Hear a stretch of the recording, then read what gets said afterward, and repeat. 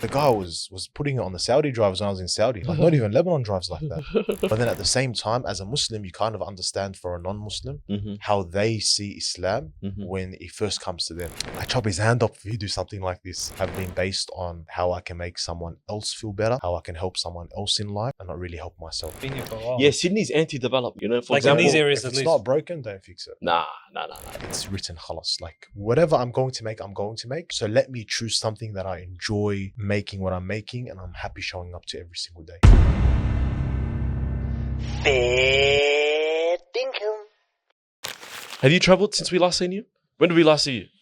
Oh, bro, when did you last see me? I think when I was in Melbourne. You were I in mean, Melbourne, like yeah. 2 years ago. Yeah, maybe 2 years ago at that event in the PGS. CC, yeah. PCC, yeah. It's been a minute.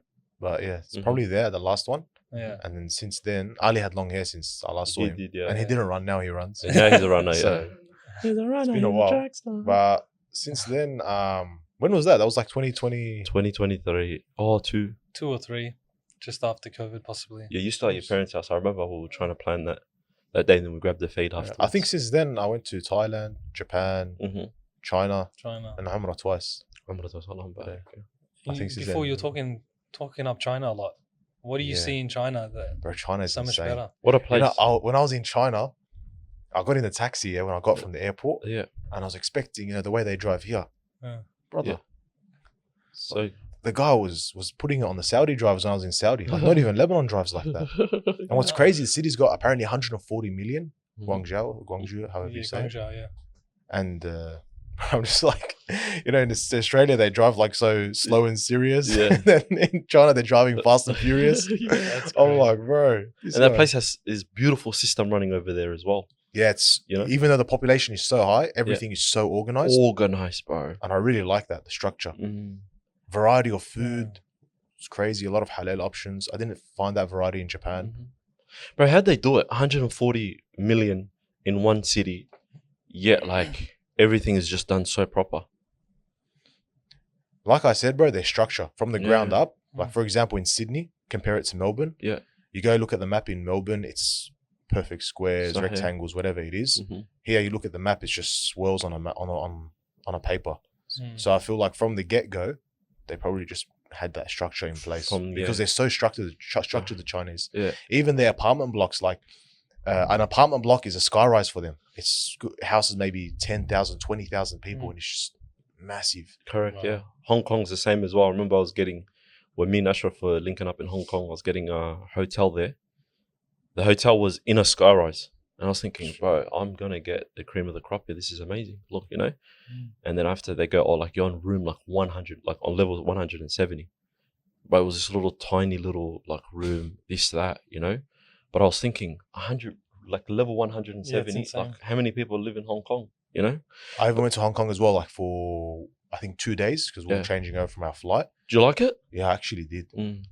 I feel like there's so much to do there. Yeah. And there's so much variety. Like, you don't know where to start and where to finish. Mhm. When I was in Guangzhou as well, there was this, there were so many business concepts. Like, you could bring them to Australia, you could take them overseas. Yeah. They're very, very far ahead. Mhm. I really wanted to go to that city as well, the one that's viral on Yes. Which one? Chongqing or Shen? Chongqing. Was it? Yeah, Chongqing. Yeah. Chongqing. No, everyone thinks it's a joke every time. Bro, they say because it. the Ching Chong, that's why. Yeah, the Ching Chong. It Yeah. sounds exact same. bro. Chongqing. No, there's another one. Remind me, there's another one. It's like the cyber. Is that the cyber city? That's the cyber city. That is the cyber city. Oh, no. The one you're talking about, how every time you're on a floor, you don't know what floor you're Yes. on. I don't know if that's Chongqing. The one Aisha Speed went to. Hey, can we get a fact checker on over here or something like that?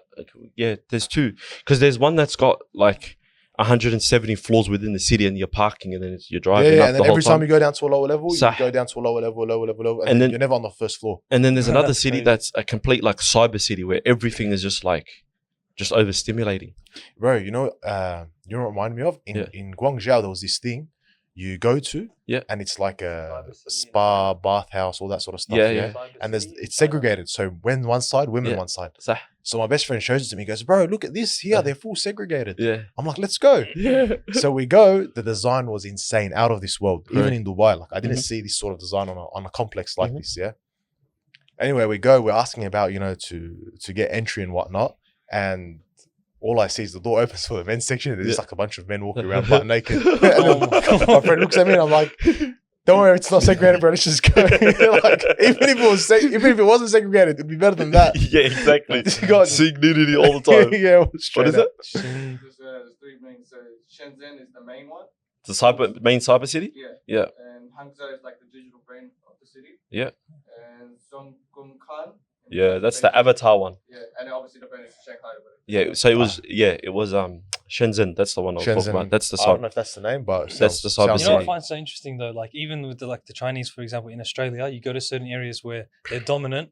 They have businesses where it's like they don't even accommodate to anyone else apart from their people, Yeah. and they can live off so well. Mm. Like you know, in Melbourne, like Springvale or Box Hill, for example, What ethnic group? they don't even have English on their on their signs, and then they're well off. Like they're not even catering for us. And like Yeah. that's crazy in itself. That's another thing about traveling. You see the differences in cultures and their beliefs and their systems. And a lot of the time, it's so foreign to you. Yeah. But then at the same time, as a Muslim, you kind of understand for a non-Muslim Mm-hmm. how they see Islam Mm-hmm. when it first comes to them from their perspective. You Wait, know? can you explain that a little bit? Like, for example, in Japan, Yeah. I noticed that everyone wakes up late. Yeah. But everything's open till super late. Yeah. And I was doing some research and I found that apparently after work, if your boss invites you to, drink, I don't know how they call it in Japanese, but he invites you to drink and spend time with him, you have to go drink and spend time with him. Yeah. And you got to keep on drinking until, he says that's it, he doesn't want to drink anymore. Yeah.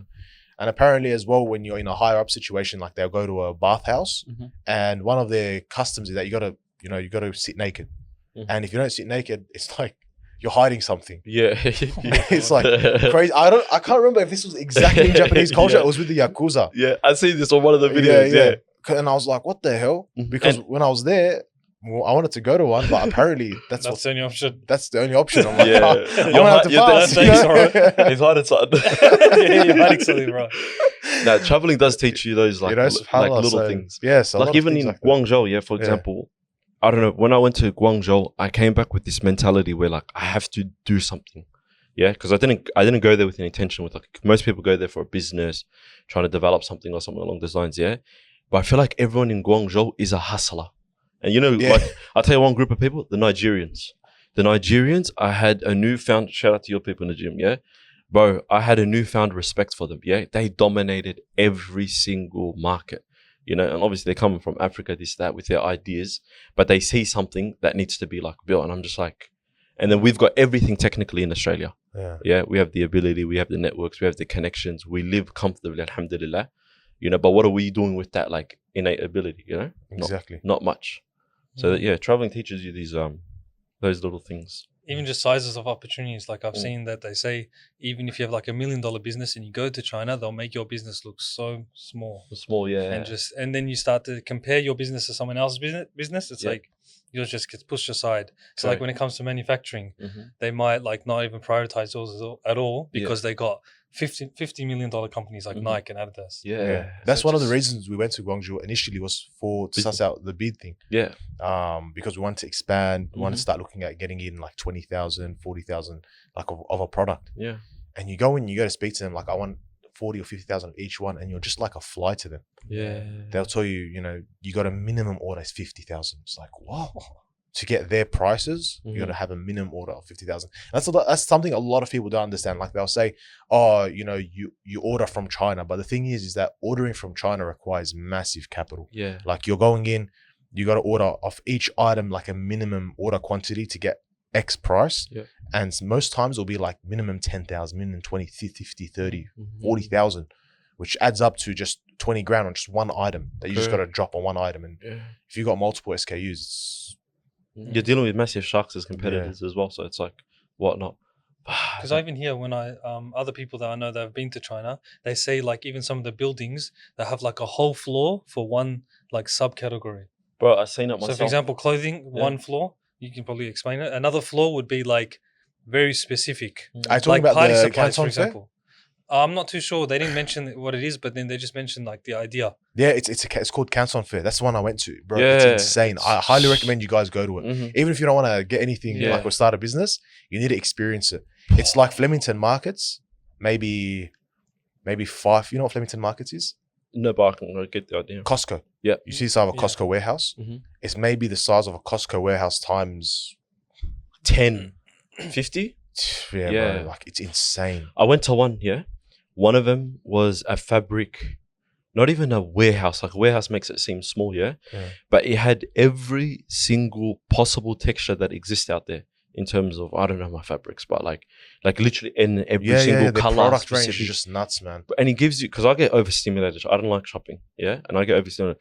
But going there in of itself is like an experience just to be like one of the. I remember one of the markets that I went to was like the counterfeit markets. One of them, it had a whole floor of just podcast equipment.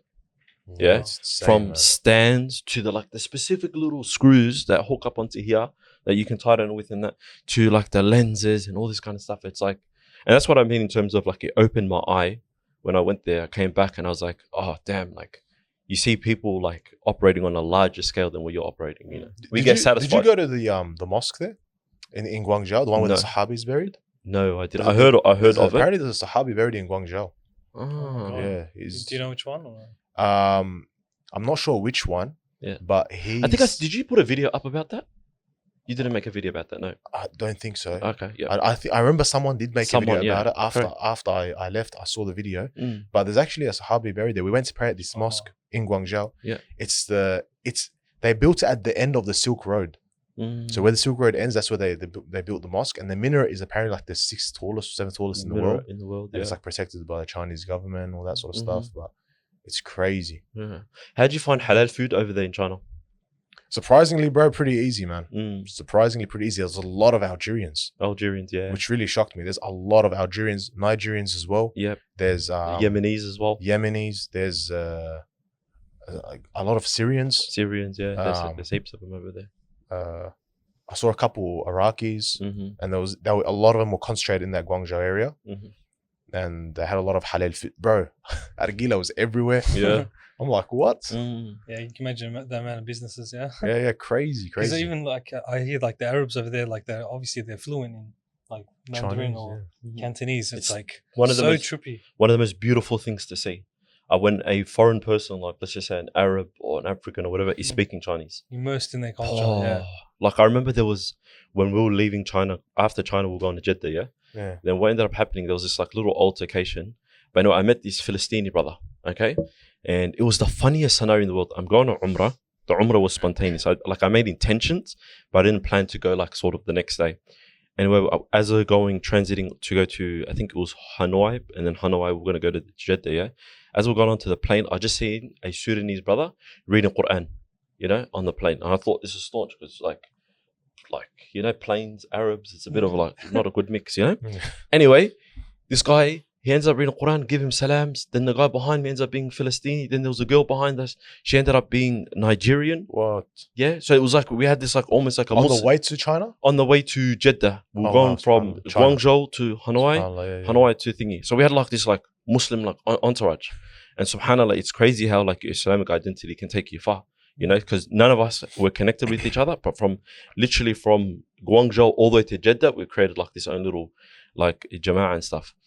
But the funniest thing in the world, the same brother that was reading Quran on the plane, and he was doing his daily wird or whatever, he ended up nearly being declined from going back to Jeddah because he was going to go Jeddah, catch a flight to Sudan.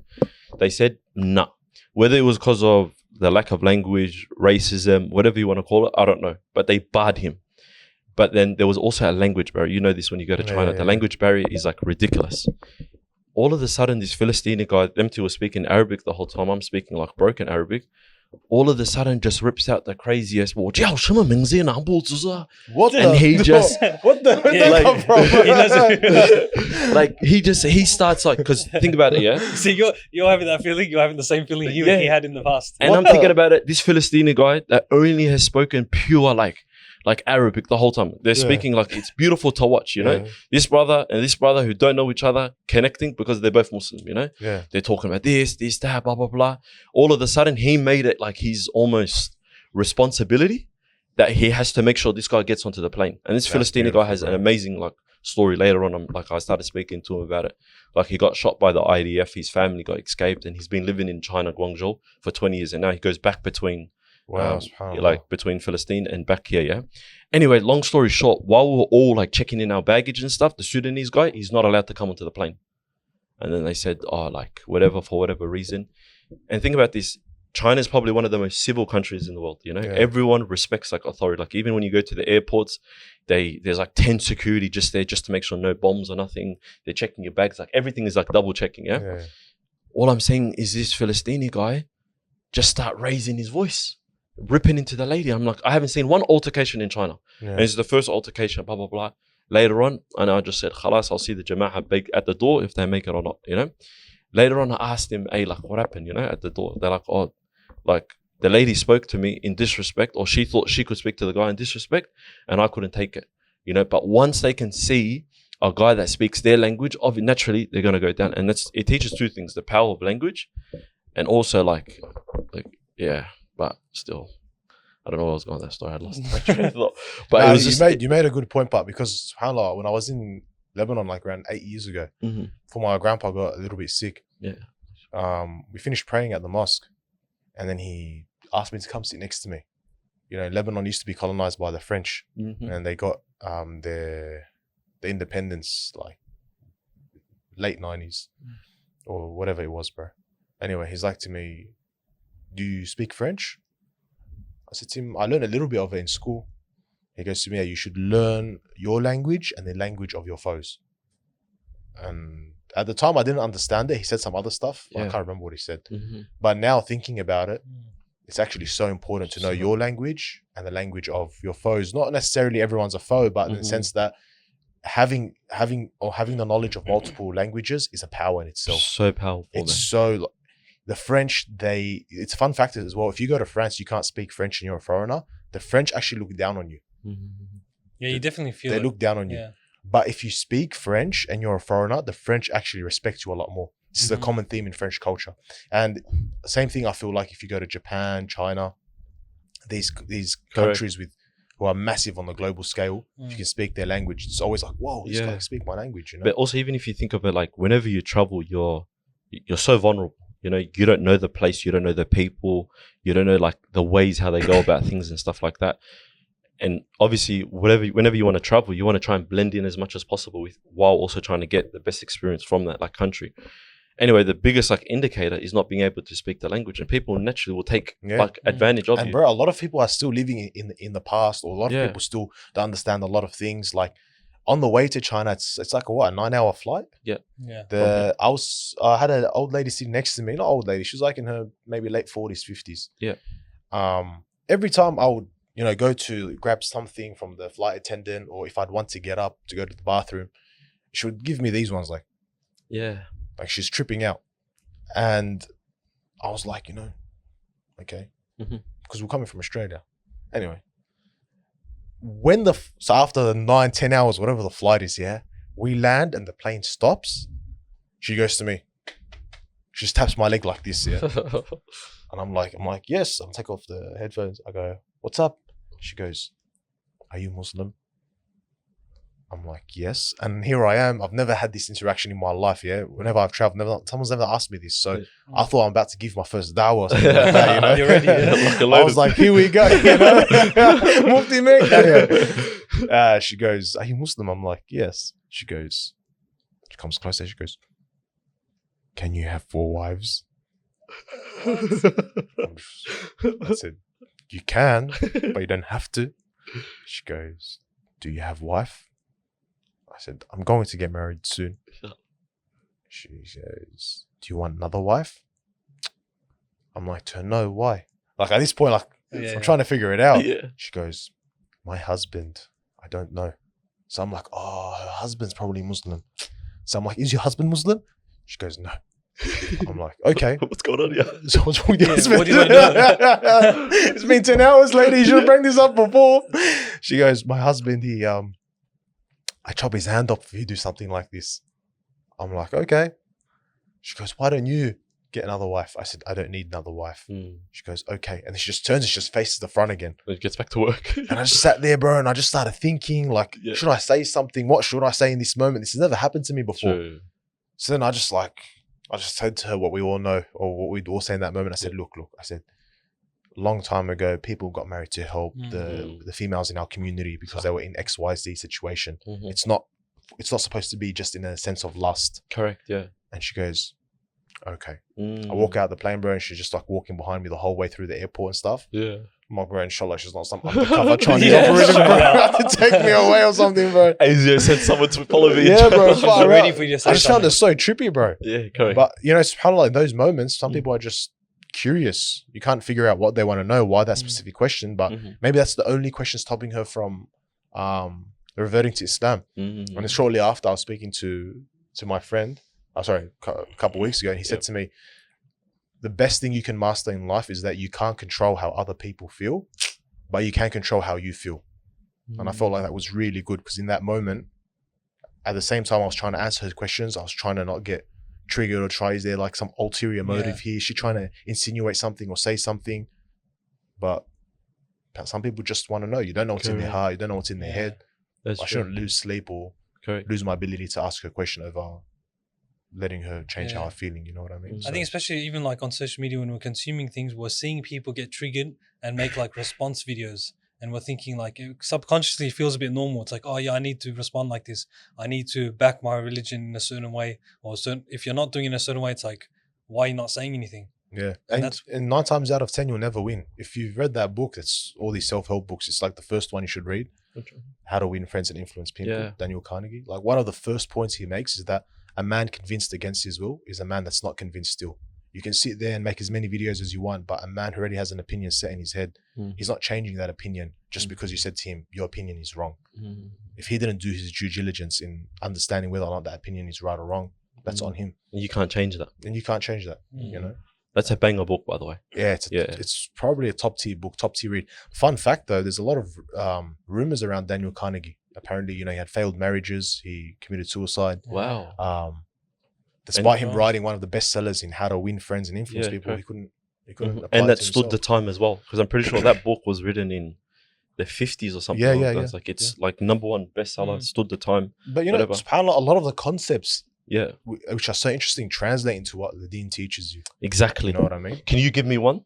Because I've got one. The smiling to people. Yes. Smiling so to people. simple. Yeah. It's something so simple. But I remember when I posted about it, sometimes you'd get those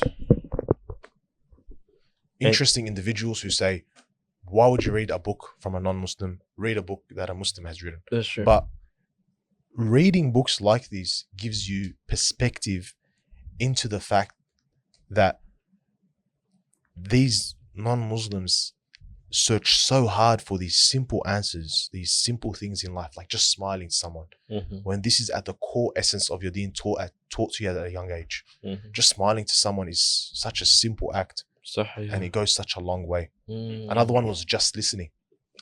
That's a beautiful one. I think that's one of the early message, because I think that one of the core messages, and it starts off at the start of the book, is at the core of every human, all they want to feel is Is heard. appreciated, Yeah. and heard. And like just that concept alone, because we live a life where we think we're the only person, the only thing that's operating, the only thing that matters naturally, like you think, how's this going to affect my day and blah, blah, blah. But you actually get so far when you think about it from another person's point of perspective, and the deen teaches that as well. Yeah. The concept of husn dhan. Yeah. Don't take things personal. Maybe it's not about you. More time than not, it actually isn't about you, because everyone, like the concept of the spotlight effect, like everyone thinks they have a spotlight on them. And as a result, they're going to do what's probably best for them, or they're going to react in a certain way. And then when you look at that and like that whole concept of like everyone wants to be appreciated, you get so far doing like the little things, smiling when a person's talking. So then they give them a sense that you're engaged in the conversation. They're more likely to open up to you. Especially in your dealings with men, because I feel like with women, if they're in a relationship or they have a good friend, they can easily talk or vent to someone. Yeah. But with men, it's so restricted to find a man who will just sit there Mhm. and listen to you, because part of our nature is to always give the logical response. Like, Correct. for example, my tire went flat, replaced the wheel. yeah. Yeah. Sometimes, despite as men, that's what we do. Someone just wants to be heard. They don't want someone to come and tell them what they need to do, should do, want to do. And same thing with women. But I'm just saying, it's also really important in our dealings with men, because he used it, he said, at an event he went to, where the guy went and said that Daniel was one of the most well-versed people when I spoke to him about this topic. But Daniel himself said, the author of the book said, I never knew anything about that topic. I would just say yes, and where I would find a moment to ask an interesting question to engage in the conversation, I would ask. And then he would respond, and he would talk and talk and talk. And that's how he won the guy over. Top tier book, honestly. Yeah. And you know, it's actually fun. You could even do like a social experiment on it, like see your interactions with other people and see how long they speak about themselves, whether directly or indirectly, rather than them asking you a follow-up question about something you said. Like, for example, like, let's just say you came into the studio today telling us about how you popped your top, whatever, you got in the car crash or whatever, yeah? We can remove that. But anyway, you got into the car crash. Most people will be like, oh, okay, cool, and they'll leave it at that. Then some people will ask follow-up questions, like they're invested in that like specific scenario. You tell them, hey, today I went for lunch, you know? Yeah. Some people be like, oh, nice, bro. And then you'll see the people that'll be like, what'd you have? Did you enjoy it? Why did you choose that specific meal? It's very, very rare. But those little things, very subtle, yet very effective in terms of developing that relationship with. And talking is an art. Yeah. Talking is a massive art. I spoke to a brother the other day who he was trying to get to know someone so that he could get married. And he's saying he's struggling and the girl is never interested. And I said to him, the main thing you need to do is just slow down when you talk. Yeah. Because if you talk like this quickly and you're trying to, for women, they want to feel settled. And if you're speaking like that, it's going to make them feel uneasy. It's going to bring more pressure. And even in general conversation, you're a lot more respected when your speech is more controlled and more patient, you know, and slow. Rather than splurting out information. Yeah. The more you talk, you know who does that very well? Some guy online. Dino. Have you seen Dino? Life of Dino. Somali brother, big beard. And then after he just lives in the Emirates, I think. Yeah, he lives in the Emirates now. Who's in the UK and Bro, whatnot. I've been watching a lot of that Ustad Abdurrahman. I don't think Hassan. Hassan. Yeah. I was gonna say that's my dog, but like that's my guy, man. Ustad Abdurrahman Hassan. Allahumma barik, yeah. Allahumma barik. I got a question for you, for you. What's one thing you love about traveling? One thing I love about traveling.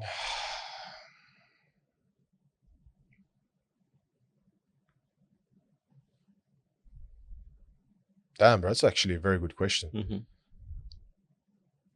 I think the better question would be, do I love traveling? Do you? Not at the moment, no. Not at the moment. Because I went to Lebanon recently and I went to Kuwait as well. Oh, nice. I forgot to tell you that.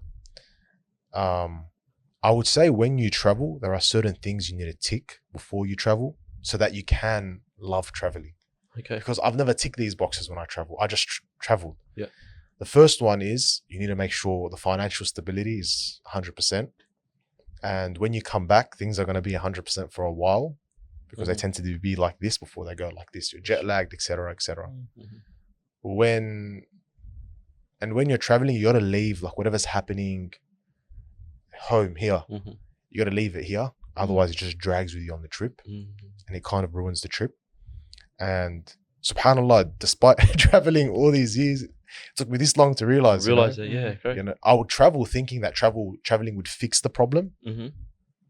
Is that what you used to do before? You traveled just to get away from the area?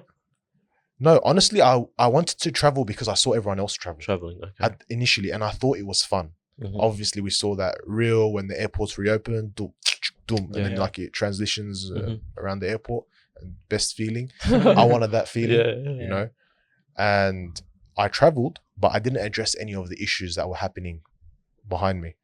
So if you want to love traveling, you need to make sure you don't take anything when you're traveling with you in terms of that excess baggage. And more time than not, people these days, they just travel just for the sake of getting out of the town and escaping that baggage, not compartmentalizing. If I had to say why traveling is great, or the truth about traveling, I guess traveling gives you moments of to reflect, to relax, and all of that. Traveling doesn't fix your problems. That's true. You think it does subconsciously. You think it does. When you start to travel, you think it would. Yeah. But then you start to realize when you get there, you're still thinking the same, you're still acting the same. I'll give you the best example, I'll give you the best example. Someone who's in a life of haram. He decides to pull his socks up. He goes Umrah. He travels to Umrah. You traveling to Umrah doesn't necessarily fix your problem. It's a means to reconnect. It's a means for you to become spiritually enlightened. Opportunities. It's an opportunity. It opens the door to opportunity.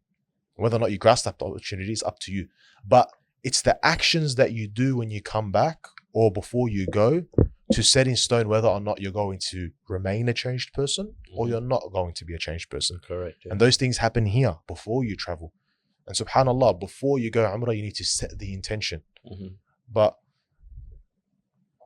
a lot of people, they say, oh, I'm doing this, I've done all this wrong, I'll travel, I'll clean up my act and then I'll come back and I can start again.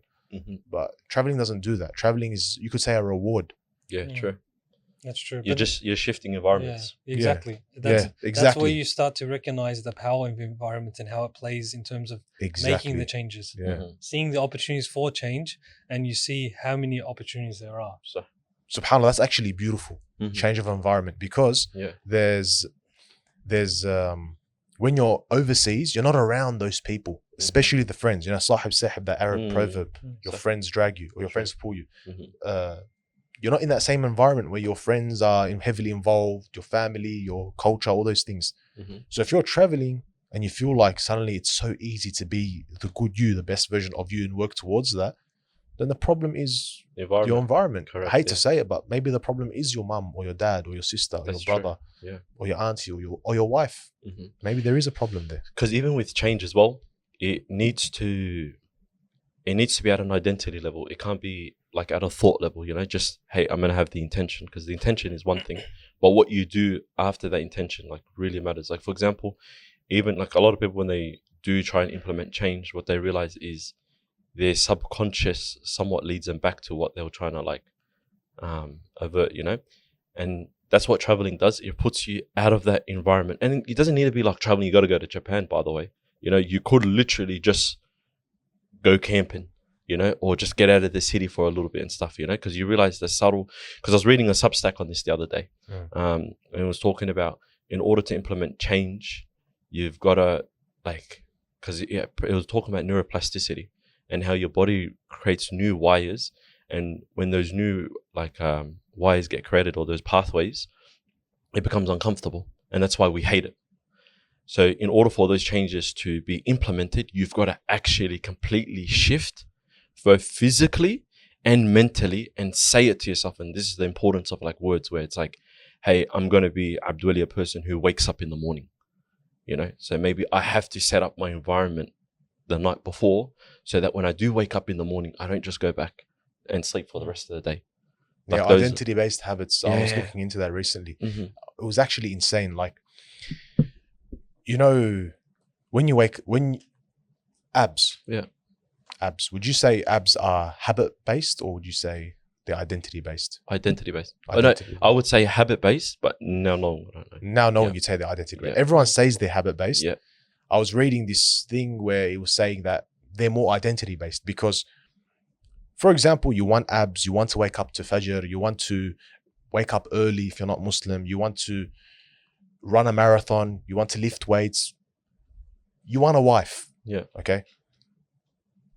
When you go to make the choices in the moments that affect you achieving that goal, if it's something that's going to compromise that goal, you need to ask yourself, does the version of me that gets that, what I want to achieve, do this?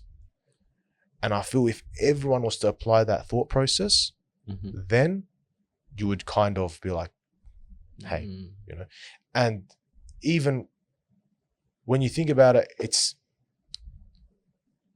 so deep into, like, 9 times out of 10 you ask someone, why do you do something, and they won't even know. They can't really associate it to why they do it or for what reason they're doing it.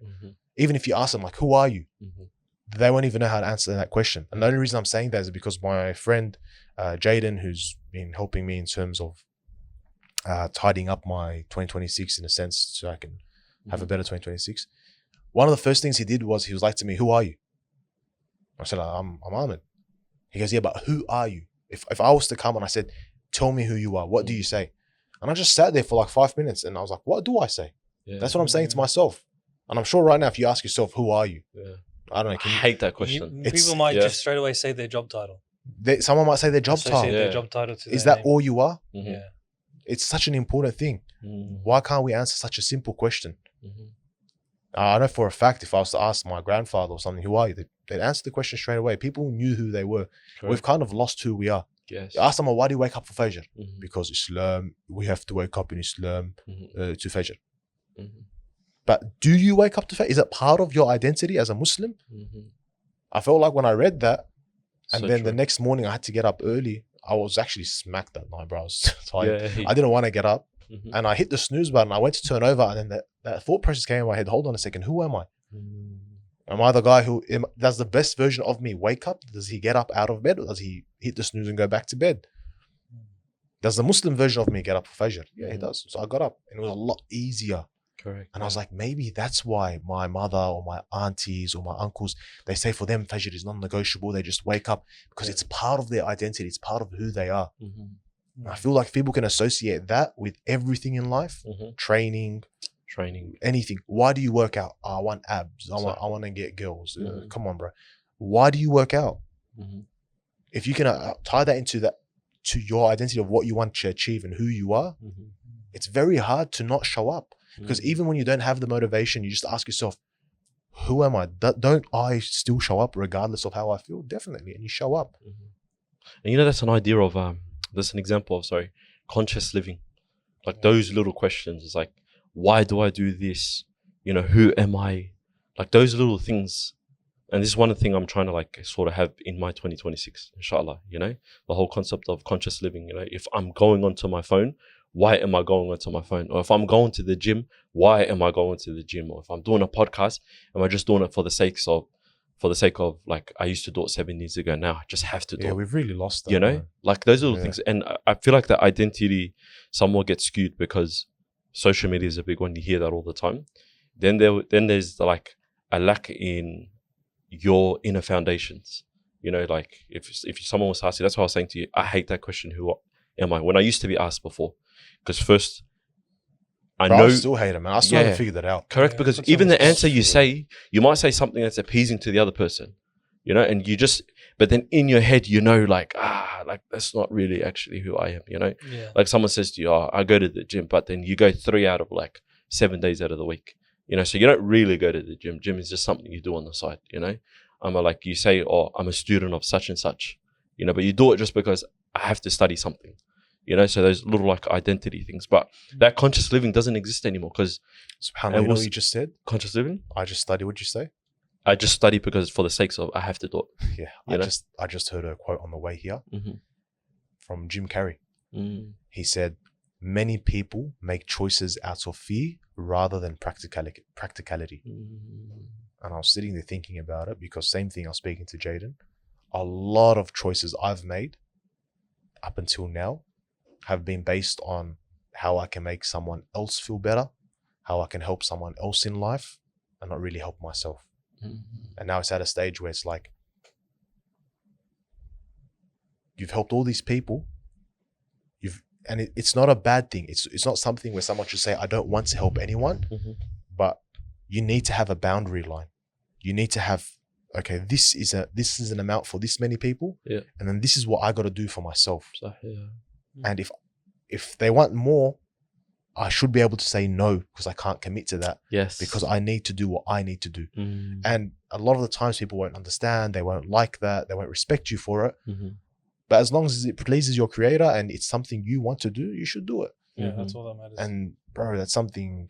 Yeah, agree. that Because I I mentioned this struggle on with. last week's episode. One of the books, 4 Laws of Agreements, has that similar concept. The 4th law is about giving everything you do 100%, nothing less and nothing more. Concept But of ihsan, yeah. Yes, but it ties into the concept you just said there before. Why 100%? Because people be like, bro, I'm going to give 150% to this work that I do. Mm. You know, and then after it explains how that 150 is actually not good because you fall into that category, the category of you go above and beyond for everyone else, but then what ends up happening, that 50% has to be taxed from somewhere, so it has an effect in the other things that you do in your daily life. Yeah.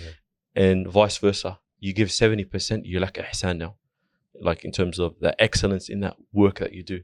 You're not giving it your the ultimate amount of effort you could. Yeah. You know? That's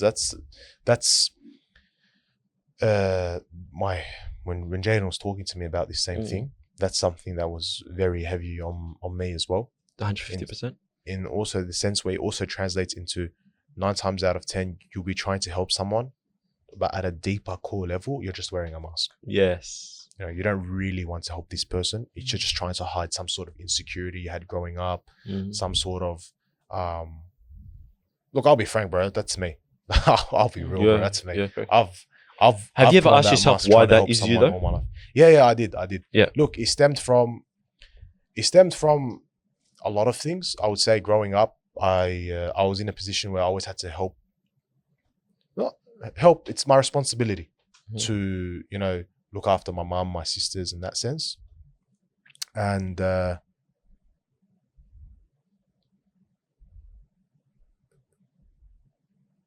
that's something that's a responsibility, but I don't know how to word it, man.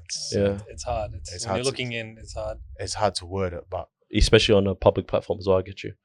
Yeah, like you can't say too much. If it's gonna, you know, it's gonna be out there, but no, just say it as it is, bro.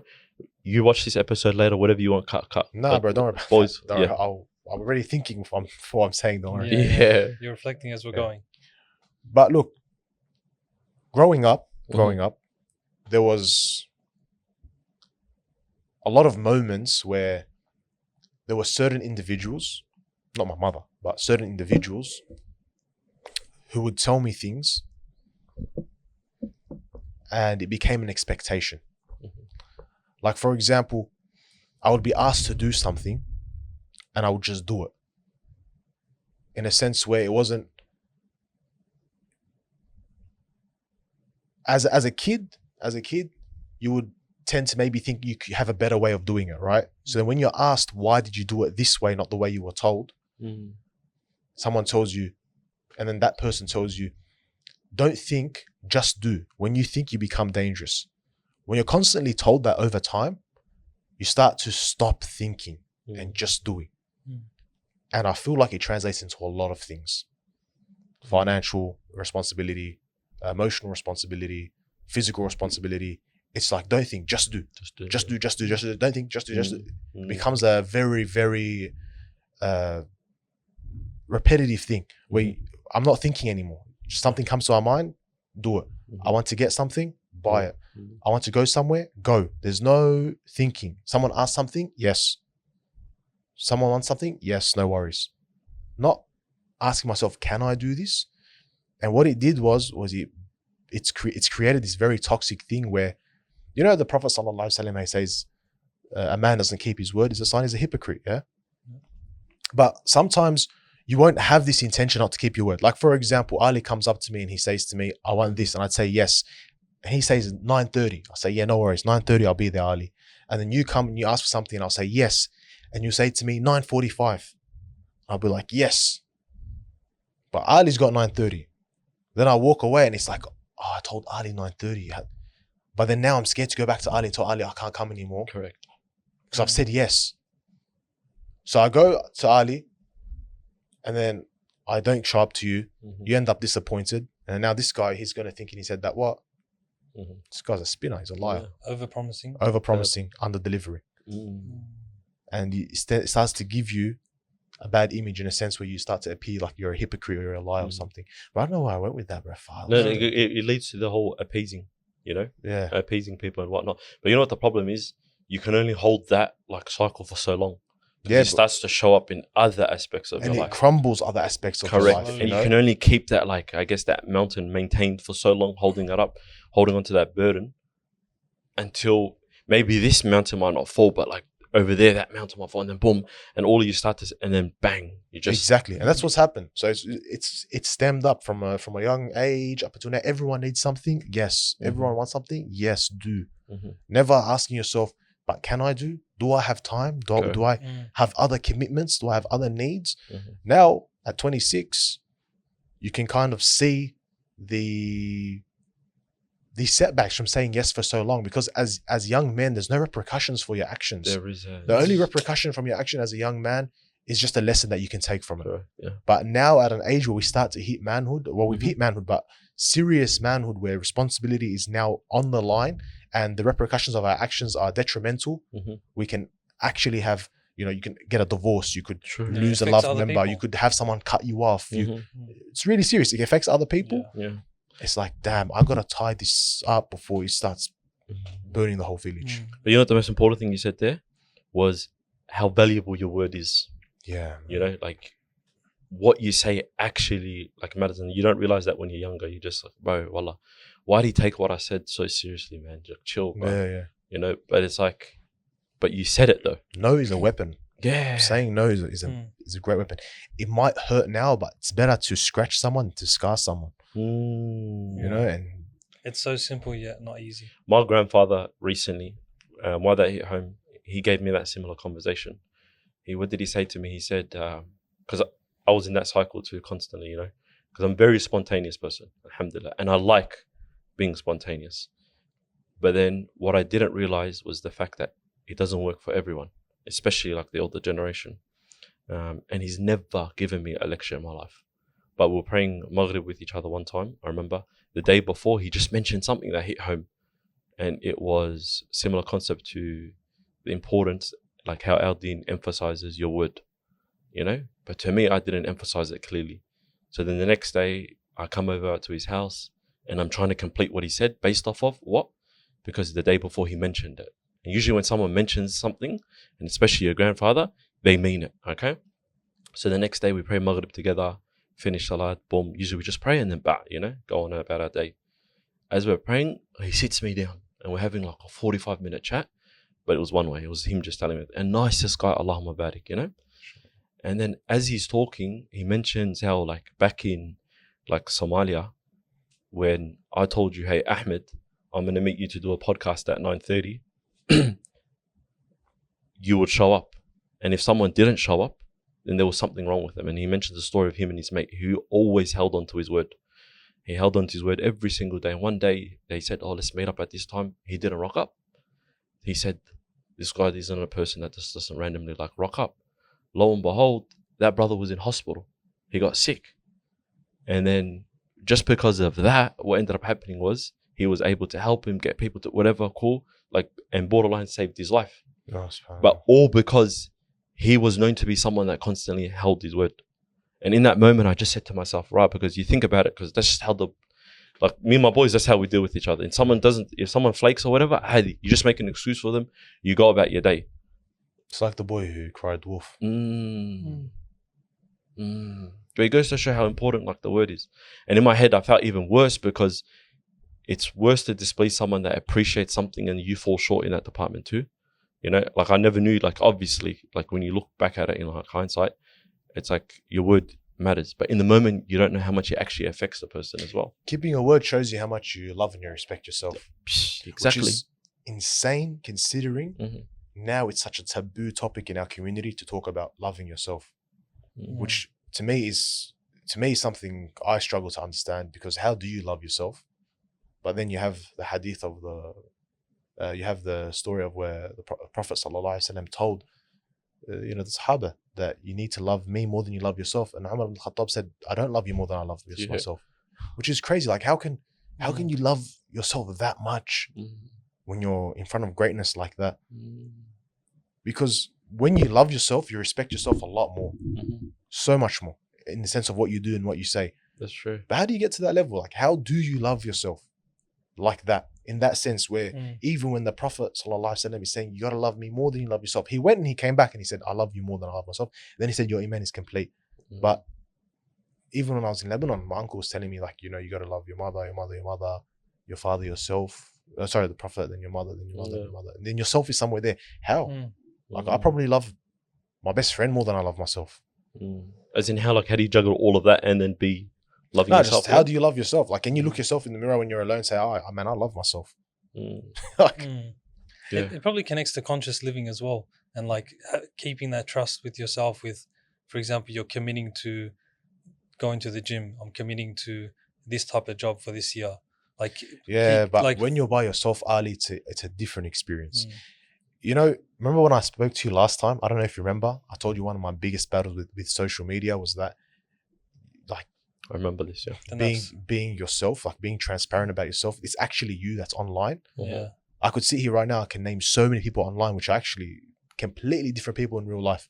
I would probably call them like a hypocrite in real life, based on the standard they set online and the way they act in real life. And I could be that. You could maybe speak to my sisters or my family. They probably tell you he's a hypocrite at home. You never know. But what I'm trying to get to is maintaining that transparency, that this is me. Because I told you it was so hard. I heard someone say that if you ever think you're a good person, just ask yourself. I don't know if you know, you're starting to smirk. Yeah, you're good. If the people knew what I do when I'm alone and what Allah has hidden, would I still be considered a good person? And that with me has stuck for a long, long time. Because I think we all sin. I think we're all sinning in some way. Definitely. And I think if we all think about that concept there, that if I was to just say, hey, everyone, just you can all lock into my life for 24 hours and see exactly who I am, a lot of people would not like me, maybe not like you. Or you. That's true. Yeah. It's also the way we treat other people as well reflects the way we treat ourselves. Like you see about, making the excuses if people can't make it, or, being a bit more gentle with some other people, not, putting yourself as on like a superior status with other people. Just, I think those type of things, like building like evidence, that's where the confidence comes in terms of like conscious living, wanting to be a certain type of person. But it is also a constant battle internally, because yes, we're going through sinning, and it's also just like repenting, so-called starting again as well. And that kind of thing just keeps on going. How do you find your journey in content creation? Because you mentioned about taking breaks, and then now recently you're back. So that type of battle, how is it? Man. Because it is a lot. It's a big world out there, and especially when the numbers are working in your favor, it's even more questions internally. Yeah, like, bro, content. By the way, I love your content. I must tell you, bro. Got to give you flowers. I do love your content. Content, look, Mr. Bearded Athlete, the man himself. Content, bro. It's like I said, man. It's so hard to post and keep it authentic. I said to you, it's a lot easier when you're not in front of the camera, because you can just post a reminder and it's not tied to you. But when you post the reminder and it's tied to you, you have an example to set. You have a responsibility to set the example for that reminder. So I don't think people understand the space, the social media space. It's so big, it's so chaotic, it's so dangerous. Everyone's on social media now. I was speaking to my friend the other day. I was saying it's not a good thing, because a lot of people, they don't know what social media is. They're not supposed to be on social media. They don't understand it. Like, I've been on social media now since before COVID, and I constantly delete my content and say, this is not me. This is not the person I want to be. This is not who I'm trying to portray. Wait, what about that? I don't get that. Like, what about what you put isn't the person you're trying to be? Like, for example, do you feel like maybe you might be sometimes a little harsh on yourself, in the sense that, for example, that reminder or that benefit or that positive message that you put out there, might actually be of benefit to someone? Do you feel like maybe when, I don't know, you fall short, you're like, bro, okay, I just put a reminder out there or something positive, and I can't even hold myself to that stand? Is that what it is? That also, if I do post something, it's inherently tied to me. Correct. Yeah. Okay. What you put out, your word. Yeah. And look, I had a phase last year, like maybe, I think it took me all of last year to get back into the consistency that I'm into now from training.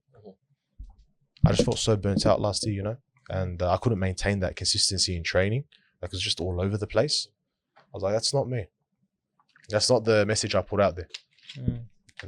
Everyone, I can't tell people, show up, train, do this, do that. I'm not even doing it. So it's hard. You just look at these posts and you see someone liking, just freaking delete that. That's not me, man. That's not me. Got to take that down. Does that change your messaging then, where it's like, now you have a little bit more empathy, maybe. Like there's reasons why people aren't consistent. No, no, at all. I would say I am harsh on myself. No, this is good, by the way, because I'm of the same philosophy. Look, you know? I would say I'm harsh on myself, but I would say that being harsh on yourself is the best thing you can do. Exactly. Because if you're not your biggest critic, you're your biggest showman, clown. Well, yeah, I guess straw man. Like straw man, yeah. You know, when I sat down, we did this activity, me and Jaden. Yeah, 3 minutes, 5 minutes on the clock. Write down everything that went good in 2025 and everything that went bad. Everything. Freaking, you bought a pair of shoes, you bought a thong, whatever it was. So we start writing for 5 minutes, and after 5 minutes, he goes, "What do you notice?" I said, "A lot more bad than good." He said, "Why?" So I start going, "Oh, well, this happened because of this person, and this happened because of that, and this happened because of here." He goes, "Let me show you something." And he draws a straight line. He goes, "What's that?" Look, I ruined their paint job. "What's that?" I said, "It's a line." So you're running a mark on me? He goes, "No." He goes, "Just stay with me." "What's this?" I said, "It's a line." He goes, "Okay." He wrote 4 words underneath the line: blame, name, self-integrity, and accuse. He goes, "Did you do any of these things for all the bad things in 2025? I looked at my paper. I said, "Every single one." Here I'm accusing this person. Here I'm blaming that thing. Here everywhere I'm pointing a finger at something, someone. He goes, "Okay." Then he writes a word at the top of this line: responsibility. He goes, "Who's responsible for all these things?" I said, "Me." He goes, "Okay. Why didn't you wake up for training? Why didn't you go training before work? You said you wanted to do it. Was it a goal for 25? So we also wrote down some of my goals to work out after Fajr. Why didn't you work out after Fajr consistently?" I said, "Oh, because, I was tired. I didn't get much sleep." He goes, "Yeah, why?" I said, "Because I didn't sleep on time." He goes, "Yeah, why?" I said, "Oh, because I had work." He goes, "No, why? Work's not going anywhere. You could wake up tomorrow and you can, get your day done, and then you can finish your work at 6 p.m. Or you could do it in the morning early. Why?" I said, "Oh, I wanted to get it done." "Why?" "Because I didn't want to do it tomorrow." "Oh, so whose fault is it?" "It's my fault." So if I don't be a harsh critic in that sense, then I would never understand this. I'll sit here in ignorance and keep saying, "Oh, no, it is my fault," because I did this activity with a friend of mine. And he said, "Look, yeah, but," I said to him, "Look, I don't know exactly everything about your life or everything about you, but this concept stays the same. You can sit here and say but and this and this. It's your responsibility, my brother. It's your fault. You just need to take that on the chin." And accepting that, now, it's like, okay, that's it. So I can see him blame, name, shame, justify, or I can just do it because it's my responsibility. I said I'm going to do it, and just do it. Because all the whys will just lead up to you at the end of the day. Yeah. They'll all go back to you. All roads lead back to Rome. Exactly, Yeah. That's true. So it was a very big thing for me going into 2026, and a very good activity, because it's a lot easier to justify why something went wrong than to just blame yourself and say, "Hey, it's an escape. I fell short." One of the things, so we can get a bit deeper into it, was I got into, for example, roofing. And long story short, someone that was doing it with me made some mistakes, and it ended up costing me like around between $60,000 to $70,000. I had to fork that money out of my pocket. And I was, this whole time blaming him, like, "Bro, this is why I spent the last 2 Ramadans working. I didn't get a Eid off, blah, blah, blah, blah, blah." Okay, whose job was it to make sure everything was up to scratch? Yeah. Me. Okay. He might have fell short, but it's my job to check and to make sure. But I learned a lot, alhamdulillah, went back, we fixed everything, person's happy, we maintained our integrity as Muslims and blah, blah, blah, and my integrity and my self-worth and value as a man to make sure that was done properly and they got their money that was worth. But at the same time, whose fault is it? I'm sure you guys are probably going through something. Brothers here, they're probably going through something. Yeah, agreed. Everything you can blame on yourself before you blame it on someone else, And even brothers in relationships, man. Yeah, okay. He sits there and he goes to me, because I get it so much, especially on my socials. "Oh, I was talking to this lady and 1, 2, 3, 4. No, it didn't work out." "Yeah, why?" Yeah. because okay, my brother, where did you meet her? How did you meet her? Yeah. Why didn't you speak to her father? This, and blames this and names this and that. Right, it's your responsibility. You know what it is? I think also, in a way, with people, they try and buy time. That's what it does to you. You know, like if you can find other, because it's uncomfortable admitting the truth. You know, because deep down you actually know the truth. What ends up happening is instead of admitting to it, you'll somewhat like, I guess, procrastinate before getting to that. So it buys yourself time until you get hit with the harsh reality, you know? Like let's say with the girl situation, it's like, it ends up being a breakup, you know? Heartbroken or $60,000, $70,000, you know, to learn that, like that lesson in itself. And we like that comfort, bro. You know what I can't stand these days? What is it? I can't stand how everyone just blames everything on the evil eye. Yeah. And it's too easy. Like, it does my head in. Do you think society's soft nowadays, bro? I think they're extremely soft. I think society is way too soft. There's too much empathy on, there's too much reliance on, there's too much reliance on forgiveness and not enough reliance on admission of fault. I think there's way too much of that. You do something wrong and people expect to be forgiven for it rather than expect a problem from it or expect a reaction or expect something bad to happen. No, they just want to be forgiven.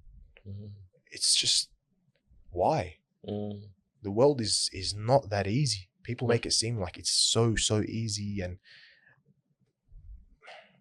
do you struggle then, would you say, with like even interacting with people that have like obviously like a softer approach or a softer philosophy to life? You know, like it won't get that bad. It is what it is, and like whatnot. You know, yeah. There's just like laissez-faire about everything.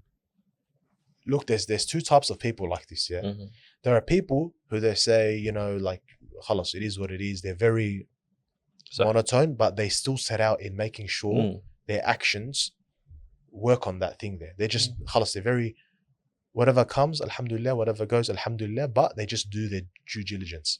Yeah. But then there's just people, bro, like they just need a freaking slap, man. Yeah. Everything's not that deep. Yeah, everything to them is not that deep, but they're the people who tend to have nothing going for them. They just constantly are in a cycle of just not understanding where they're going, what they want, what's happening. They just take each day as it comes, and they're just constantly like, you ask them a question, they can't answer anything about themselves, but they can tell you anything about anyone. Where do you think that issue stems from? Would you say parenting? Because we had this similar conversation with this ex-football player, Jakey. Remember Jakey? And we're talking about how, because he made it pretty much to the top in terms of Australian football. You know, played for Australia, this, that, you know, and then he had an injury that like pretty much retired him. Wow. Anyway, but there was this constant theme in the episode where he was talking about like resilience and determination, like those like key, like those skills.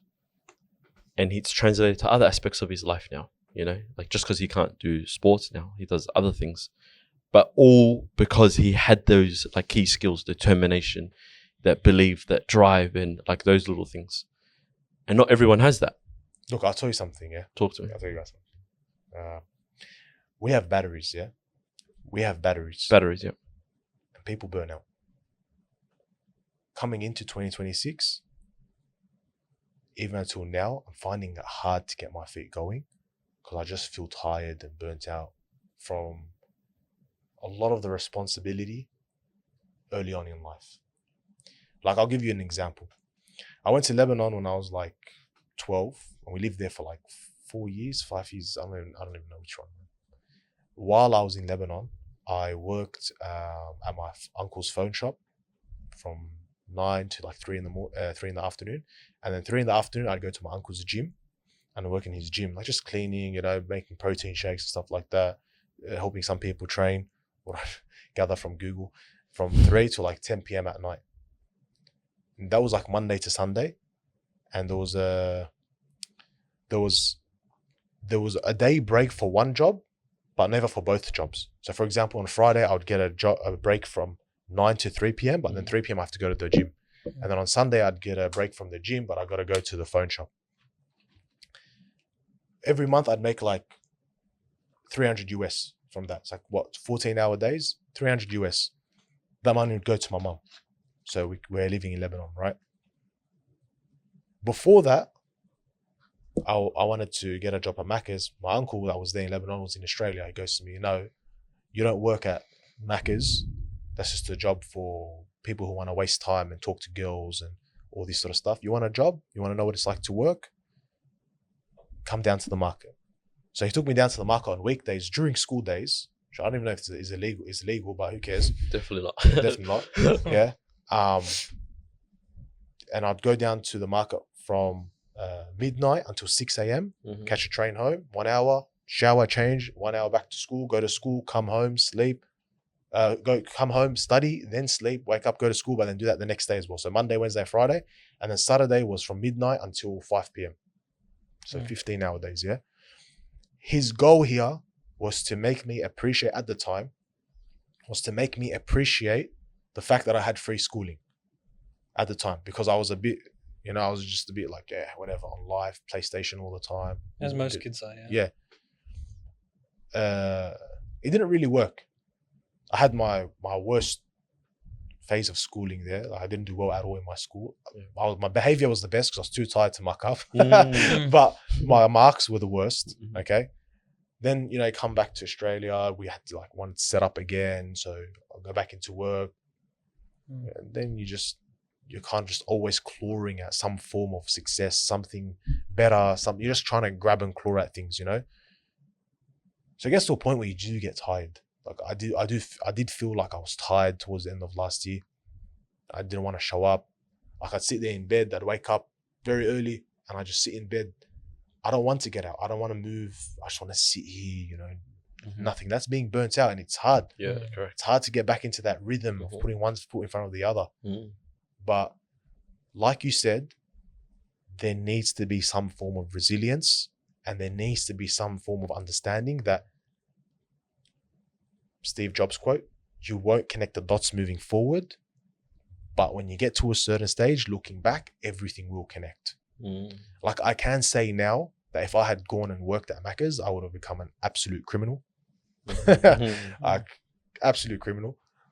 I can say, looking back now, going to school tired did slow me down a lot from the way I was acting in school. I wasn't necessarily doing anything crazy, but I would bring those massive balloons, fill them up with water and just go on top of massive parts of the buildings, just drop them off on top of the Pokemon kids, get there, just mischievous stuff, really. The Pokemon kids. Yeah, I used to target the Yu-Gi-Oh! Pokemon kids, for some reason. I just had something for them. Yeah. Because I used to want the cards and I couldn't get the cards. I was like, if I can't have them, you can't have them. But, just really mischievous stuff that was just making me act out of play. And I was in a really good school compared to the area that we were living in at the time. Because, so I was really, playing with fire there. I was on the edge of, getting out of the school and going up to some mixed school, which I know I would have as well been, way off my deen than I am now. And it did help in a sense, looking back, okay? And being in Lebanon as well, even though it was extreme, one of the hardest things I did in my life, living in Lebanon for 5 years, but it did really just dial me back. So looking back, I can see where I'm connecting the knots there. Yeah. But like you said, resilience, just got to keep showing up. And knowing not every day is going to be 100%, but showing up and just showing that 1%, it's enough to just keep the train moving. Correct, yeah. And now I guess in a way, the fact that you've connected the dots for yourself because of your past, I guess with the future generation, inshallah, when you have kids, somewhat of a plan based off of how you lived your life or you were raised. I don't know, man. I don't know if I would want to connect the dots for my kids, but I would do certain things to sort of improve their livelihood. Correct, yeah. The concept of generational trauma and whatever. Parenting can never be perfect, but it can be near perfect. Yeah, that's what I mean. So whatever I've learned from my mother, I want to obviously apply it to my children and then improve it as well. The good and bad. The good and Put bad. them in Yeah, the right exactly. environments. Because even for example, the whole thing about generational trauma and stuff, it's that concept people say it's their first time living too. So instead of looking back and being like, bro, my parents, they done it, why, all of this kind of stuff. Instead, it's alhamdulillah, at least now when I'm to have kids, those, I guess, somewhat negatives that I experience, try and avoid it from them, you know, rather than necessarily connecting dots. You know, as well, subhanAllah, and generational trauma. Yeah. Look, I know there's a lot of people that watch this, they have family problems. Mm-hmm. I don't know how severe their family problems are, but I know we all have a lot of divorces growing up, especially in our generation growing up. A lot of families got divorced. Now they're getting divorced before they have kids. When we were younger, I feel like a lot of families got divorced when they had kids or while they had kids. So there was this little argument, and before it escalated, I was like to everyone, guys, look, we're living our adulthood and our childhood now because we missed out on that. Okay, what happened and what we were not able to control and where we are now, we're basically enjoying our childhood, we're catching up, and our adulthood at the same time. And sometimes if you think on it too deeply, it can be depressing. You look at another kid and you'll see him like fishing with his dad, or you'll see him or other kids doing things with their cousins and stuff. You'll be like, wow, I missed out on that. But the reality is you now can take all the good you have now and the bad that you saw and you witnessed and implement it into something beautiful and create something beautiful with your wife and your next generation family, which is what I feel, alhamdulillah, we're doing now. I'm not saying it was crazy traumatic or anything, but I agree with you. I don't know. We all have certain things. Yeah, I know other people go through certain things. So whatever you're going through, it's not going to be as bad as what happened with Ibrahim alayhi salam. Yeah, his own father exactly. threw him into the fire. Yeah. And, as the Ustad said his name, Ibrahim, the father of mercy, he became the father of Anbiya. He had a great fostering relationship with his kids. Same thing. You learn from the bad and you implement what's good and you improve what you can. Correct, yeah. And that's what we're doing now with our lives. Exactly. Even simply just coming from an immigrant household, you're not going to have the sort of the same life standards or life quality that someone that was their family lived here for 200 years or something, 100 years or whatnot. Yeah. And subhanAllah, there's always worse. Yeah. Everyone talks about Gaza, and Gaza is bad. Yeah. But I met a brother recently he's from a country who no one's ever even battled an ayah, and they're a Muslim country, yeah. And he, I was telling him, he was telling me how if he had my problems, because he heard once over the phone what I was talking about, I didn't know he was there. And he just said, bro, I didn't know this happens to you, man. If this happened to me, I'd kill myself. And this was coming from someone who told me for 4 years, all they could eat was bread and water.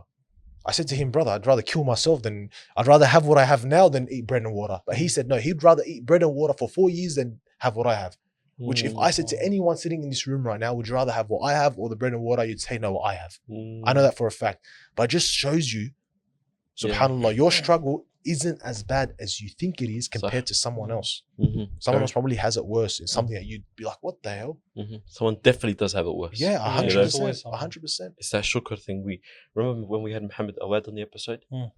He went to Gaza when he was doing a medical mission over there. Yeah. And he explained, we asked him one question, it stayed with me, man. I go to him, what's something or an image that you've taken away from Gaza after seeing it, because he was definitely hands-on. And he spoke about how one being this guy that used to travel all the way from the other side of whatever to go seek medical help. But that wasn't even the bit. It was they had aish, they had bread.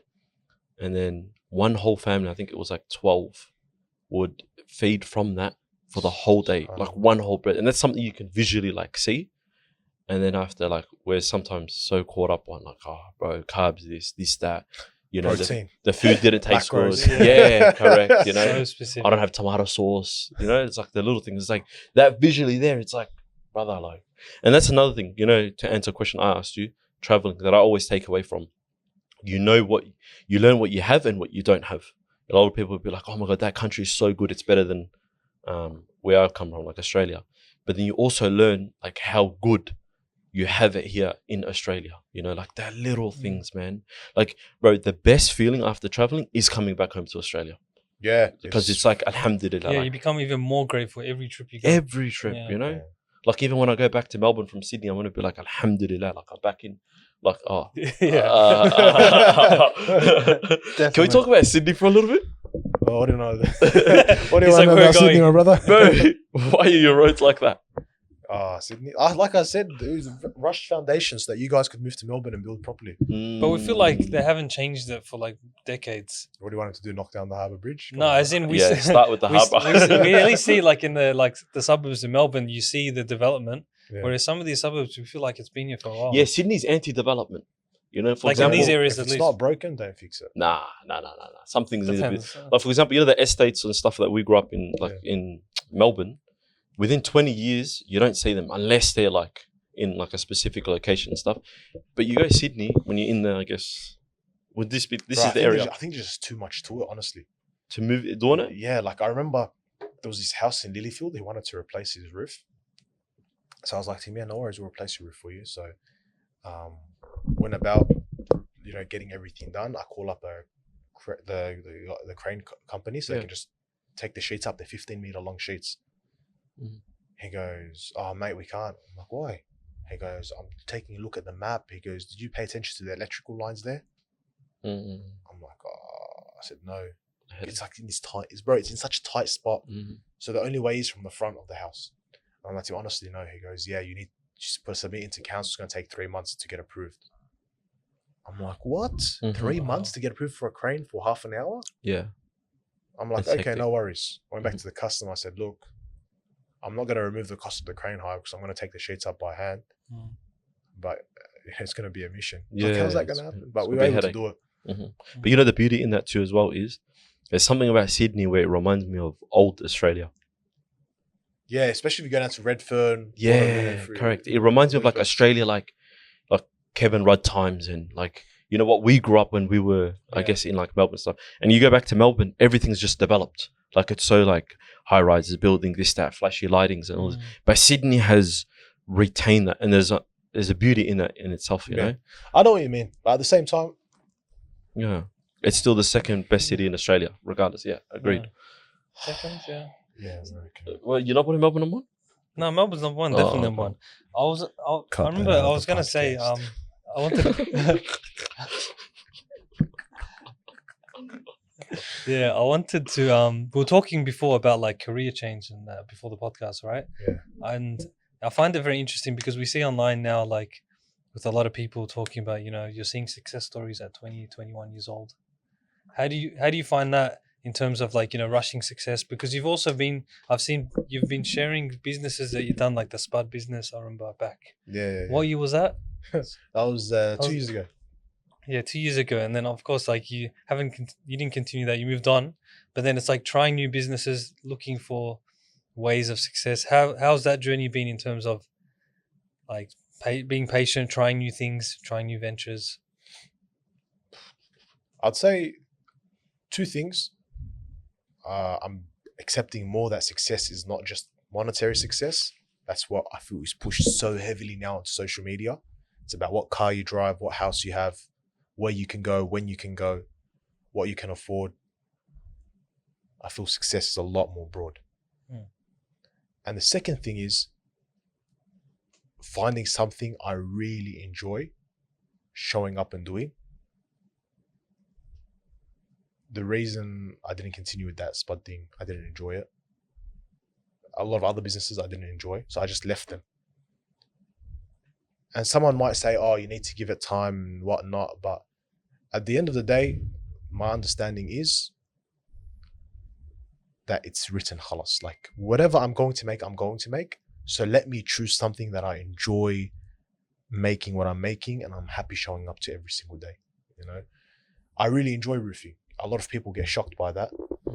I do enjoy being in the sun, on a roof, getting sweaty, putting on a new metal roof, taking off a metal roof, whatever it is. So that's what I'm doing now. And you can always scale anything. People are scaling cleaning rubbish bins. So you can scale anything you want to scale if you really enjoy it. So I'm using my 20s to find what I'm happy finding success in terms of monetary terms, not rushing it. Even though time is of the essence. Yeah. I find it interesting because you're right. They do find They're always talking about scaling things, and I don't hear enough about people talking about what's enough and finding, like you said, other forms of success, whether it's community, especially with us. Community is super important because you're seeing online people focusing solely on themselves and their personal success, whereas we should be focusing on community. You know what the thing is, Ali, yeah? If you look at anyone who's very, very, very successful, yeah, he does what he's doing, and then he obviously has his portion in terms of what he's doing in the community and his sadaqah and stuff like that. And everything seems to be working out for him. When you speak to someone who's just chasing success in the monetary aspect, it just seems like he's chasing a dog's tail. Stress. Constantly in circles, constantly stressed, constantly not knowing what's happening, constantly scratching his head. But then you look at the other guy, he doesn't seem as busy. He doesn't seem as occupied. He seems very like free. He's just floating there, but things are working out. Obviously, there's a lot more underneath the carpet, which we already know, but we're talking from a visual perspective. But things are working out. Like I said, I had that thing last year where I wanted to wake up after Fajr. So I'm chasing this monetary success. I'm not going to sleep until I finish this task. I'm going to keep on going at it, keep going at it. It hits 12 a.m., it hits 1 a.m. And then what happens? I don't wake up tomorrow. And then what happens? I'm late. And then what happens? Nothing else goes to plan. Then what happens? Dominoes effect. Everything else is late. Everything. You know what? I think the true aspect of success is giving everything its right and being able to stick to that. Not letting it control you, but you control it. And that's like a massive thing even I take from Lebanon. Like, for example, the whole family gets together for dinner, yeah? We can't close the shop and go all upstairs to eat. One of us has to go eat. But why? If someone comes, okay. If someone doesn't come, they're not going to come. Like, let's go enjoy the time with family. No, we got to... But you own the shop. That's the whole point of you owning the business or you owning your success, is that you determine what you do and when you do it. You closing for half an hour, is it really going to affect you? If you have yaqeen that it's written for you and you're going to get it, close, eat, enjoy with your family, you get the reward of that and come back down open. So... I think that's the biggest part of success I want to implement into 2026, giving everything its own right. Sleep, success in terms of monetary terms, working out terms, and just not compromising on that. Compromise is such a complicated and massive thing you just always tend to do. That's true. It reminds me of that. You know that quote goes, how you do one thing is how you do everything. Yeah, wow. You know, it's like, if you compromise your sleep, then you compromise ability to pray Fajr, and then the ability to be even... like have that khushu' in Fajr. That's even another thing. Then your training gets compromised, your work, and it's like, and you know the dogtails analogy you gave about the success thing. It's like you're constantly chasing that, then you're chasing this, you're chasing there, and you're neither there nor here. And it's like at the end, it's you wake up and back. Exactly. You wake up and it's back. You're back to square one. Back to square one, man. Yeah, it happens every single time. No, I relate to it, man. I relate to it. Compromising the right places is great. I think you should compromise in a marriage. I think you should compromise just not in terms of your beliefs. I think you should compromise in terms of what you can and can't give in terms of sadaqah and all these things. Like, you should always compromise. Like, if you can't give your general standard $10, give $2. You can't give $2, give $1. But compromising in terms of things that need to be set in stone because you know what the repercussions are. Like, for example, bro, if I don't sleep on time, I find it so hard to wake up for Fajr. If I don't sleep early enough, because I feel like I do so much throughout the day, my body's just smacked. So if I don't get enough sleep, I'm not getting up.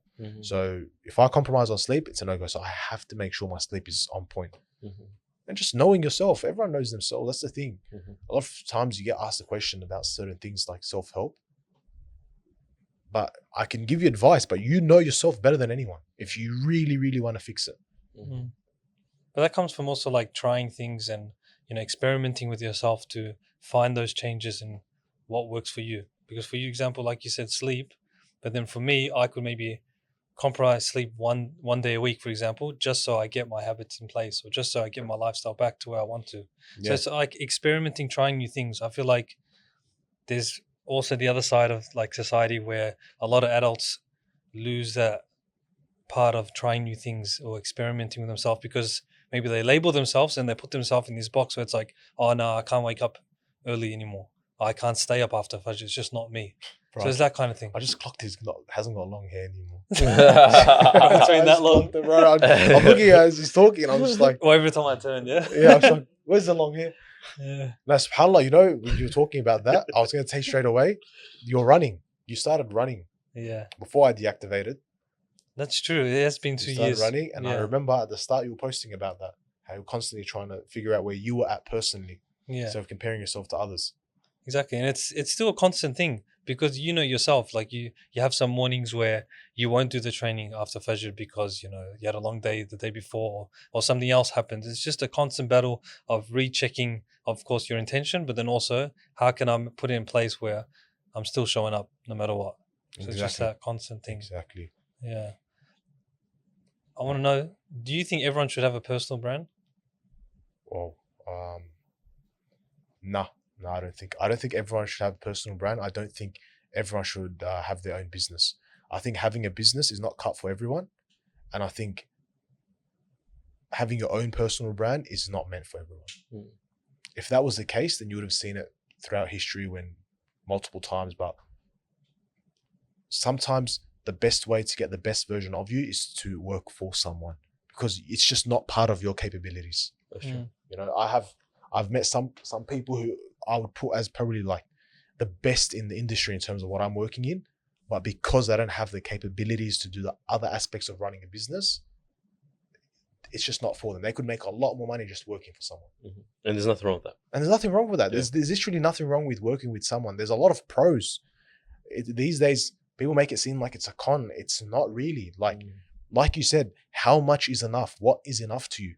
If 200K, 100K, 150K is enough for you per year, that's it. Why would you want to go stress yourself out with knowing when the next job is or the next overhead is?